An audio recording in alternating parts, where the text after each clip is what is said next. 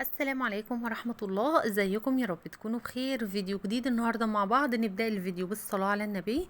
اللهم صل وسلم وبارك على سيدنا محمد صلاة تنحل بها العقد وتنفك بها الكرب وتقضى بها الحوائج، اللهم امين يا رب العالمين.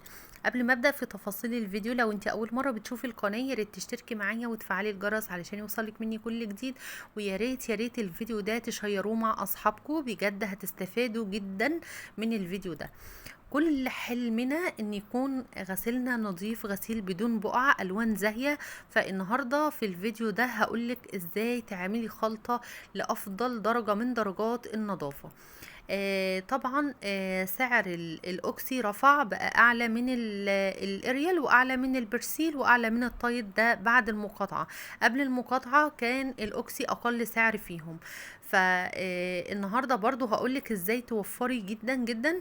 بعد ما كنتي بتستعملي كوباية من المسحوق هتستعملي نص كوباية، وهتكون يعني اعلى كفاءة من كوباية الاوكسي الكاملة.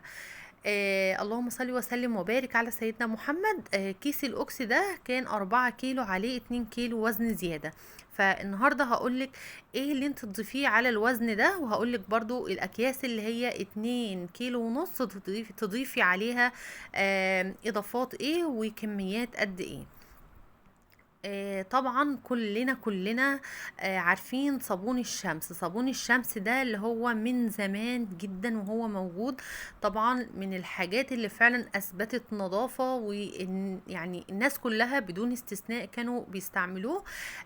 بس في الوقت الحالي انا ما بقيتش الاقيه بسهولة، يعني ممكن الف محلات كتير قوي على ما الاقي محل بيبيع صابون الشمس ده. فمش عارفة ليه، رغم ان هو ما شاء الله اللهم بارك فعال جدا جدا في البقع، وبالذات كمان في الفواتح، يعني بيبان نظافته جدا، هتكون يعني ملحوظة. وطبعا الناس اللي هي بتستعمله عارفة انا اقصد ايه. فطبعا الكيس ده هحتاج له صابونتين من صابونة الشمس، او لو في موجود عندكم الحجم الكبير قوي اللي هي بتكون قد الحجم ده مرتين، هتبقى واحدة بس للكيس. فهبشرهم بقى طبعا بالمبشره، لان هي مش هينفع ان هو يتقطع غير بالطريقه دي. انا كمان عايزاه مبشور ناعم. ما ينفعش ان انتي تبشريه بالسكينه ولا باي حاجه. المبشره اللي هي بتاعه البصل دي ابشري بيها الصابونتين. طيب لو كيس اوكسي من اللي هو 2 كيلو ونص، حطي له صابونه واحده بس، يعني ما تكتريش صابون. ما تقلقوش، ما شاء الله اللهم بارك، مش بيأثر على الغسالات ولا اي حاجة. انا بستعمل الخلطة دي من سنين. هنا كنت بشرت صابونتين بالشكل اللي انتوا شايفينه ده، بشر ناعم.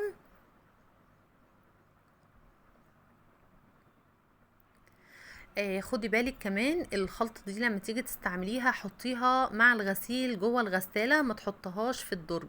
يعني كل ما حطيتي المسحوق مع الغسيل في قلب الحلة نفسها، كل ما كانت درجة النظافة بتكون اعلى. هنا بقى جبت العلبة بتاعت المسحوق. لازم تكون يا بنات علبة محكمة الغلق، علشان يفضل ريحة المسحوق حلوة زي ما هي، ونفس الوقت المسحوق ما يرطبش منك. بس كده فضيت المسحوق بالشكل ده، وهجيب بقى الصابون اللي انا بشراه، وهبدأ ان انا ايه افضيه على الجردل اللي هو فيه المسحوق. طبعا هقلبه كويس جدا جدا. هنا بقى الخلطة اللي انا هحطها كمان نص مج من بيكربونات الصوديوم او الكربونات، وطبعا موجودة عند العطار، او يعني موجودة دلوقتي في معظم المحلات. يعني لو انت قلتي له هاتلي ب10 جنيه فهيديكي كمية اكتر من دي. ال6 كيلو، يعني الكيس اللي هو 6 كيلو ده بيتحط له نص مج زي اللي انتوا شايفينه ده، يعني مج الشاي العادي خالص تحطي نصه بالظبط. تمام. حطيته كمان، وهبدأ بقى ان انا اقلب دلوقتي. طبعا عايزه اقول لكم ان ما شاء الله اللهم بارك اللهم بارك، يعني نظافه بجد ملهاش مثيل بعد ما تجربي الخلطه دي. وكمان لو انت عندك اطفال فالخلطه دي بجد هتفرق جدا جدا معاكي. وكمان كيس المسحوق هيقعد معاكي وقت طويل قوي. جبت كمان ملح طعام عادي خالص خالص من اللي احنا بنستعمله في الاكل، وهبدا ان انا ايه احط حوالي معلقه اكل كده، وهبدا ان انا اقلب. ليه بقى ملح الطعام؟ ملح الطعام بيخلي المسحوق دايما دايما معاكي بودر كده ما بيرطبش ابدا، ولو الجردل ده فضل عندك شهرين. بس طبعا استهلاك المسحوق بيرجع لحسب عدد الأسرة بتاعتك، يعني في ناس بتغسل يوميا، في ناس بتغسل مرتين في الأسبوع، فعلى حسب. أنا ما شاء الله بغسل يوميا، فالمسحوق ما بيتركنش عندي وقت طويل.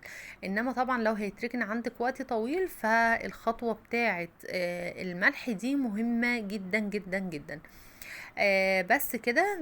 ده كان الفيديو بتاعي النهاردة، حبيت افيدكم ولو بحاجة بسيطة تجربوها، وان شاء الله بإذن الله تدعولي. ان شاء الله بإذن الله اشوفكم على خير في فيديو جديد. مع السلامة.